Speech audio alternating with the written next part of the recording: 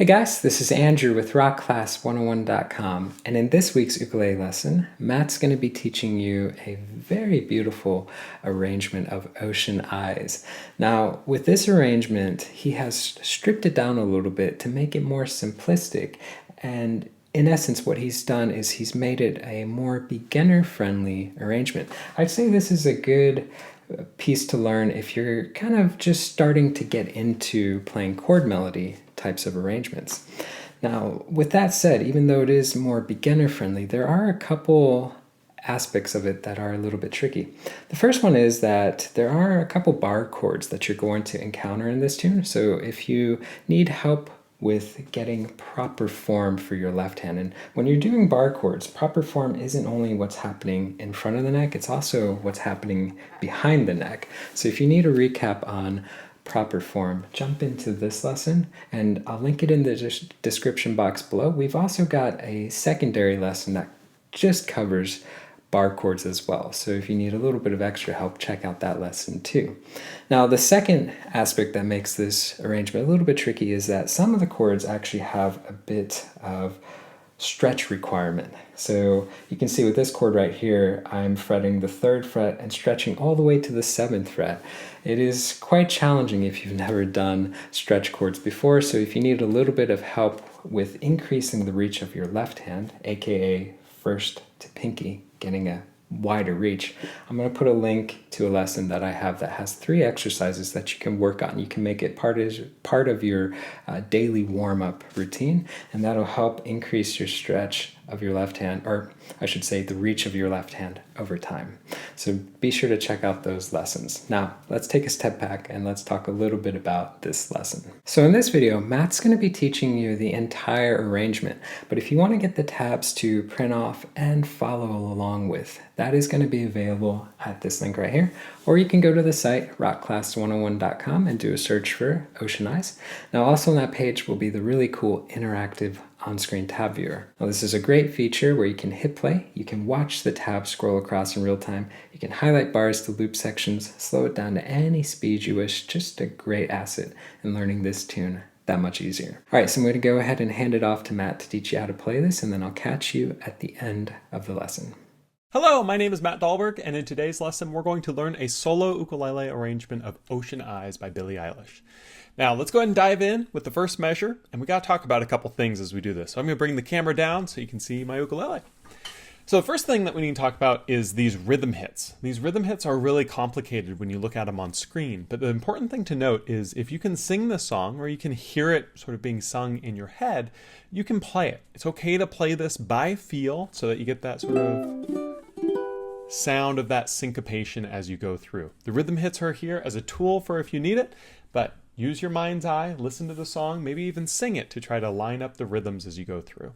Now, the other thing that I want to talk about is that this song's really going to challenge with some bar chords with chord melody style. And this is a perfect jumping point for somebody who's maybe worked on a couple chord melody arrangements, looking to incorporate a few bar chords. As far as my playing hand goes, I'm going to just be using my thumb to play through this. I just strum through the strings or pluck them individually. And with my fretting hand, I'm going to be looking for really good efficiency of movement to make sure that I can play each one of these in time. So we're going to start here with a C chord. To do this, take your pinky finger, place it here on the 7th fret of the A string. Take your index finger and place it here on the 3rd fret of the E string. This might be a bit of a stretch at first. That's okay. Make sure you're getting right up next to that fret wire, much like a yoga pose. Practice holding it, get that flexibility, shake it out, rinse and repeat until it's comfortable. After we've played this C chord, we're going to go to a D chord, but here's what I want you to do. Take this pinky finger, slide it down 2 frets to 5, take your index finger and move it to be across the 2nd fret as a bar. Notice how I'm hugging that fret wire with my index finger there to get a good connection. I can even take my middle finger and place it over the index if I want to get that 2-2-2-5 D chord to sound. After I've played that chord there, I then go to an E minor. To do this, you see this ring finger here? I'm going to place it on the C string, 4th fret, and then I'm going to take my middle finger, place it on the 2nd fret of the E string, and finally move my index finger down to the 2nd fret of the A, taking the pinky off, 0, 4, 3, 2, and strum through this. So we have our C, D, and E minor. Just getting practiced with these chords and trying to be efficient with the movement is the trick to being able to play this song. So in time, measure 1 should sound something like this. 2 and 3 and 4 and. And what's cool is it repeats. It plays this 3 times through. So playing this 3 times through should sound something like this. 2 and 3 and 4 and.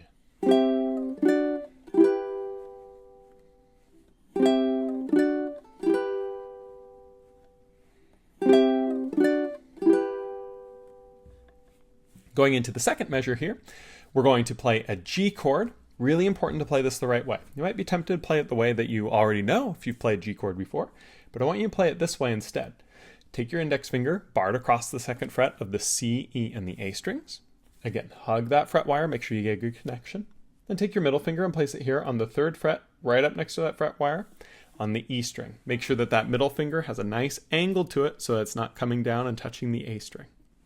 We're going to strum through all 4 strings. Then we're going to play a G5, take this pinky finger, add it to the 5th fret of the A string, strum through all 4 strings. And then we're going to play a C, which is going to be just all open. Play your G, C, and E, stopping on the A string. So my thumb will actually rest on my A string here as I play that through.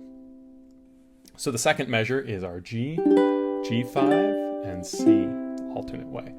And in time, that should sound something like this. 2 and 3 and 4 and.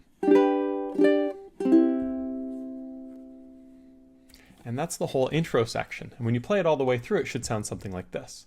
So this is measure 1, repeated 3 times, followed by measure 2. Should be something like 2 and 3 and 4 and.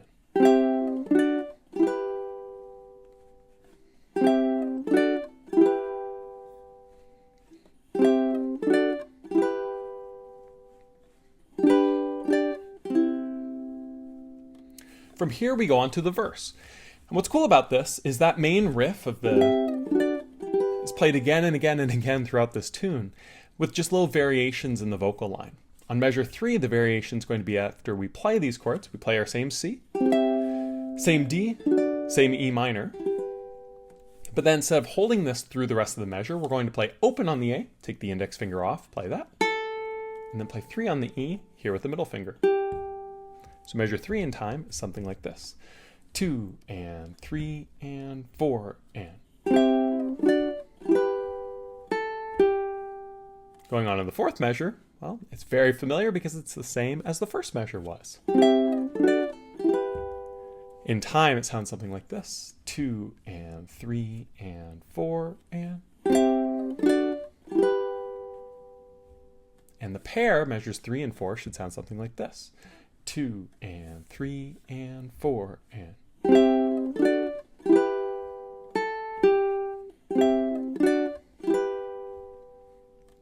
Going on to measure 5, we're going to play our same riff of 3 chords, but then we're going to play open on the A, taking the index off, 3 on the E, which is already there with the middle finger, and then open on the A again.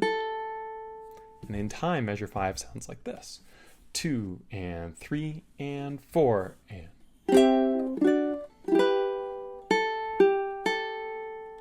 And we go on to measure 6 here. Measure 6 should look very familiar because it's exactly the same as measure 2 was, which is going to be our G chord with that little bar, the G5, and the C with the all open. Nice and basic there at measure 6. In time sounds like this. 2 and 3 and 4 and. And let's hear the measures together of 5 and 6 as the pair. Should be something like this. 2 and 3 and 4 and.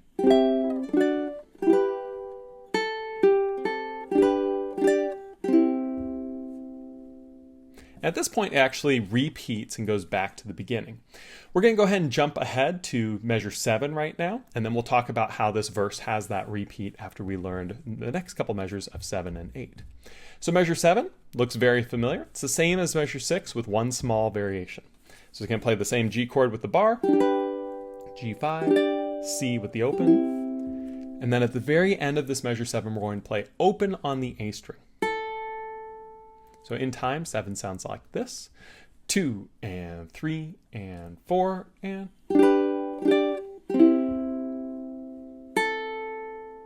And measure 8 is going to be that same G chord, same G5, and then the same as the first C chord we played, which means our pinky finger is going to slide up to 7 on the A, and our index is going to stretch to 3 on the E. 0, 0, 3, 7. Strum through all 4 strings. And then at the very end of this measure, which is sort of the pickup into the chorus, we're going to play 2 on the A. Take your pinky finger off, move your index finger to 2 on the A string, and then we're going to play open on the G. If you're playing on a low G ukulele, meaning this G sounds lower, you can play 3 on the E instead. They're the same note, but I play a high G, so I like to use my open G string. So measure 8 in time sounds something like this. 2 and 3 and 4 and...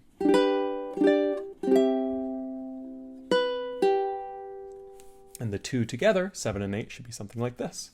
2 and 3 and 4 and...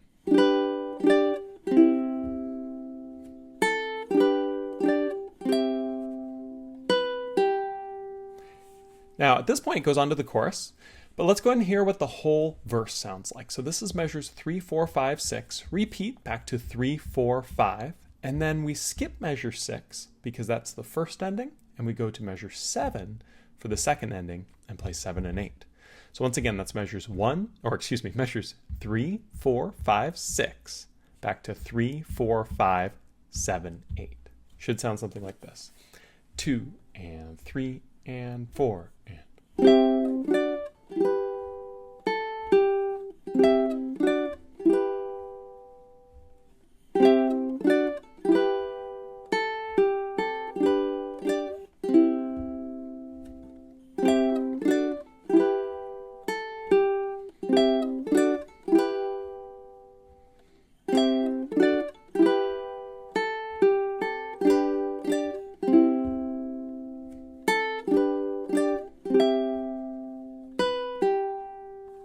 From here, we go on to the chorus. The chorus is going to start off, well, very familiar because it's the same riff. Measure 9. Same thing we played on measure 3, or rather measure 2 and measure 4, and all over the place. That same C to D to E minor. Exactly the same. In time, it sounds something like this. 2 and 3 and 4 and... Going on to measure 10, we're going to do the same exact thing, except at the very end of measure 10, we're going to play open on the E string. We're moving our middle finger here from the E to play it open. So measure 10 in time should sound something like this. 2 and 3 and 4 and... And measures 9 and 10 as the pair should sound something like this. 2 and 3 and 4 and...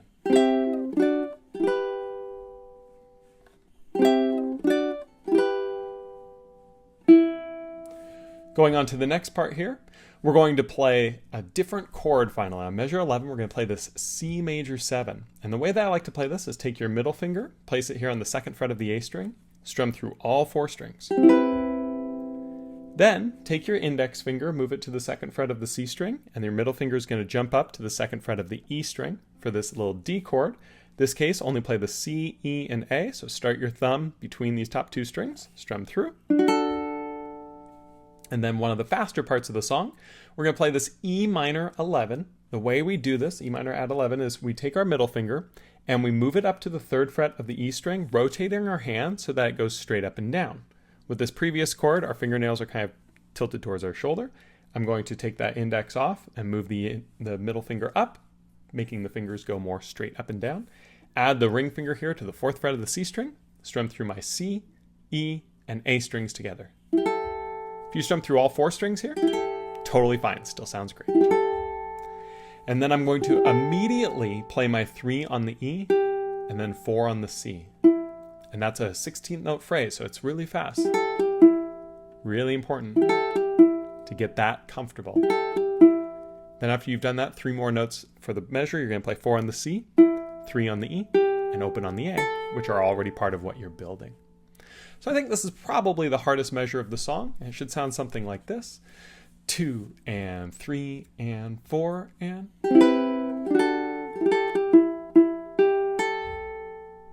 Going into measure 12 now, well, measure 12 should look familiar because it's exactly the same as what we played on measure 8, right before we went into the chorus. And that's going to be your G with the bar, G5, C with the open strings, and 2 on the A, and open on the G. From here, it repeats back to measure 9, plays 9, 10, 11, and then goes to the second ending. Let's go ahead and learn this second ending, and then we'll talk through that repeat. So measure 13 now is going to be very similar to measure 12. All that it is that G chord with the bar, G5, C chord with the open strings, and then at the very end, we play open on the G string all by itself. So measure 13 in time should sound something like this. 2 and 3 and 4 and... Then we go on to measure 14, and measure 14 should look familiar because it starts off the same as measure 8 did with our G, with the bar, our G5, and then the higher C chord, the 7 on the A and 3 on the E. And unlike what we did on measure 8, we don't play anything after it. We just let this ring out. So measure 14 in time sounds something like this. 2 and 3 and 4 and... And measures 13 and 14 should sound something like this to end the chorus. 2 and 3 and 4 and...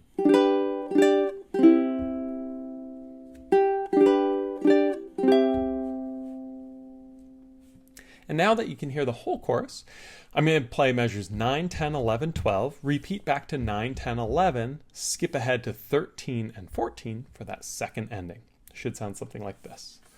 2 and 3 and 4 and...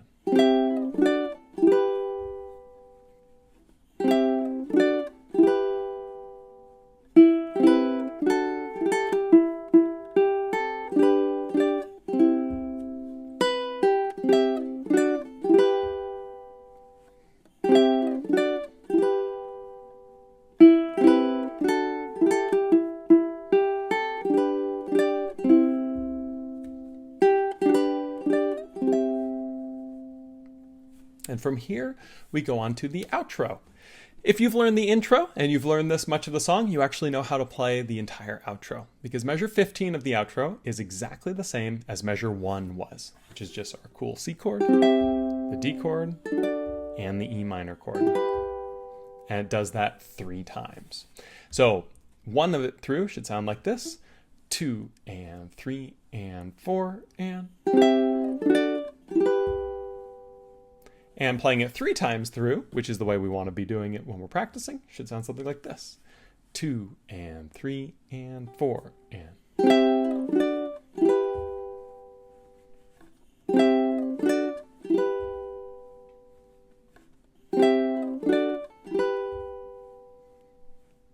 Going on to measure 16 for the last measure of the song. Measure 16 is exactly the same as measure 14 was, which, to jog your memory, is our G chord with the bar chord, G5, and then the higher C chord, 0, 0, 3, 7. And that's all there is to it. Exactly the same as measure 14, which 16 in time should sound like this. 2 and 3 and 4 and... Which means our whole outro is just measure 15 played 3 times and measure 16 played once. Should sound something like this as you go through. 2 and 3 and 4 and...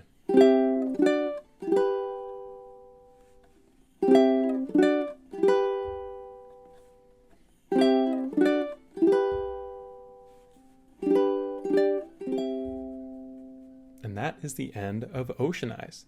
This is an absolutely beautiful little progression, and it's really cool how the melody and the harmony being the chords, work together to create this really rich sound. Honestly, if all that you get from this is... It's kind of a win, right? It's just such a beautiful little sound. Again, the syncopation there, looks really confusing when you look at the rhythmic hits, get it in your mind's eye. Hear the song as it's being played and try to play what you're hearing. If you're able to sing it, sing and play at the same time to get that syncopation correct of those chords.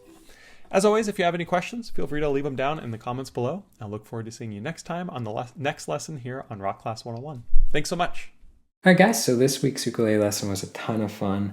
This is a really beautiful tune, and I think Matt did a great job at making it a little bit more beginner-friendly in terms of an arrangement. So I do want to give you a friendly reminder that if you did want to get the tabs to print off and keep for your records, that was available at this link right here. Or you can go to the site rockclass101.com, do a search for Ocean Eyes. Now also on that page was the really cool interactive on-screen tab viewer, so you can literally hit play, watch that tab scroll across in real time, highlight bars, loop sections, slow it down, all that fun jazz. So guys, again, I hope you enjoyed learning this tune, and we will catch you in the next one. Take care.